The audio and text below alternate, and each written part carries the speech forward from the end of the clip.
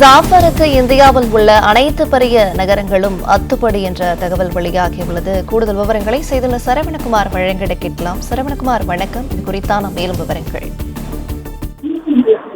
சென்னையில் நேற்று காலை தொடர் சங்கிலி பறிப்பில் ஈடுபட்டிருந்த ஈரானிய கொள்ளையர்களை போலீசார் விமானத்தில் சென்று மடக்கி பிடித்தார்கள். அதாவது விமானத்தில் ஏறி தப்பிச் செல்ல முயன்ற போது விமான நிலையத்திற்கு உள்ளேயே சென்று விமானத்தில் அமர்ந்திருந்த அந்த கொள்ளையனையும் விமான நிலையத்திற்கு உள்ளே நுழைய முயன்ற மற்றொரு கொள்ளையனையும் கைது செய்தார்கள். மூன்றாவது கொள்ளையன் பினாகினி விரைவு ரயிலில் சென்று கொண்டிருந்த பொழுது ஆந்திர மாநிலம் மோங்கோல் அருகே வைத்து கைது செய்யப்பட்டார். இந்த நிலையில் இந்த 3 கொள்ளையர்களில் முக்கிய குற்றவாளியான ஜாஃபர் குலாம் ஹுசைன் என்ற அந்த முக்கிய குற்றவாளியை இன்று அவரிடமிருந்து அந்த நகைகளையும் அவர் குற்றத்திற்கு பயன்படுத்திய இருசக்கர வாகனத்தையும் பறிமுதல் செய்யும் நடவடிக்கைக்காக நேற்று நள்ளிரவு தரமணி அருகே அழைத்துச் சென்ற போது அவர் இருசக்கர வாகனத்தில் மறைத்து வைத்திருந்து துப்பாக்கியை கொண்டு 2 முறை போலீசாரை நோக்கி சுட்டதாகவும் அதனால் தற்காப்புக்காக சுட்டதில் இந்த கொள்ளையன் ஜாஃபர் உயிரிழந்து விட்டதாக போலீசார் தரப்பில் தெரிவிக்கப்பட்டது. இந்த நிலையில் என்கவுண்டர் செய்யப்பட்ட இந்த கொள்ளையன் ஜாஃபர் குறித்த பல்வேறு தகவல்களை போலீசார் தரப்பில் தெரிவித்திருக்கிறார்கள்.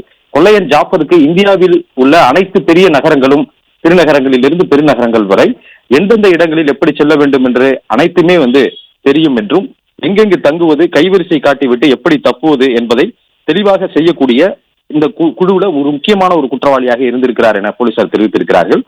மராட்டிய மாநில சிறைச்சாலையில் ஜாஃபர் சில ஆண்டுகள் சிறையில் இருந்துவிட்டு கடந்த டிசம்பர் மாதம் தான் வெளியில் வந்திருக்கிறார். அதற்கு பிறகு இந்த ஜாஃபர் மற்றும் இந்த நிஜாம் ஈரானி என்பவரும் விமானத்தில் சென்னைக்கு வந்துள்ளனர். அதற்கு பிறகுதான் திட்டமிட்டு ஒரே நேரத்தில் கொள்ளையடித்து விட்டு வழக்கமாக இவர்கள் செய்யக்கூடிய அதே பாணியிலேயே ஒரே நேரத்தில் செயின் பறிப்பில் ஈடுபட்டு விட்டு முன்னதாகவே விமானத்திற்கான பயண டிக்கெட்டை பதிவு செய்து விடுவார்கள்.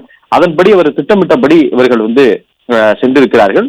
சல்மான் இருசக்கர வாகனத்திலேயே சென்னை வந்திருக்கிறார். மற்றொரு 3வது குற்றவாளி சென்னை வந்ததும் வாகனத்தை ஜாஃபரிடம் அந்த இருசக்கர வாகனத்தை ஒப்படைத்திருக்கார். கர்நாடக பதிவின் கொண்ட அந்த இருசக்கர வாகனம்.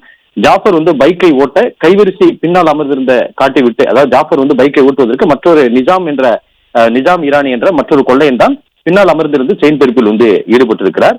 செயின் பறிப்பு சம்பவங்களை செய்துவிட்டு அந்த நகைகளை சல்மானிடம் கொடுத்து அனுப்பியிருக்கிறார்கள். விமானத்தில் செல்லும் பொழுது நகைகளை எடுத்துச் செல்ல முடியாது என்பதனால ரயிலில் செல்லக்கூடிய சல்மான் ஈரானியிடம் கொடுத்து சென்றிருக்கிறார்கள். அங்கிருந்து மும்பை செல்வதற்கு திட்டமிட்டிருந்திருக்கிறார்கள்.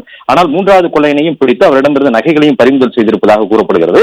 இந்த நபர்கள் அதாவது ஈரானிய கொள்ளையர்கள் மராட்டி கர்நாடகா எல்லை பகுதிகளில் இவர்கள் அதிகமாக இருக்கிறார்கள். கர்நாடகா எல்லை பகுதியான பிதர் மாவட்டத்தில் அதிக எண்ணிக்கையில் இருக்கிறார்கள். அங்கிருந்துதான் இந்த இருசக்கர வாகனத்தை அவர்கள் கொண்டு வந்திருக்கிறார்கள் என்றதும் போலீசார் தரப்பில் தெரிவிக்கப்பட்டிருக்கிறது.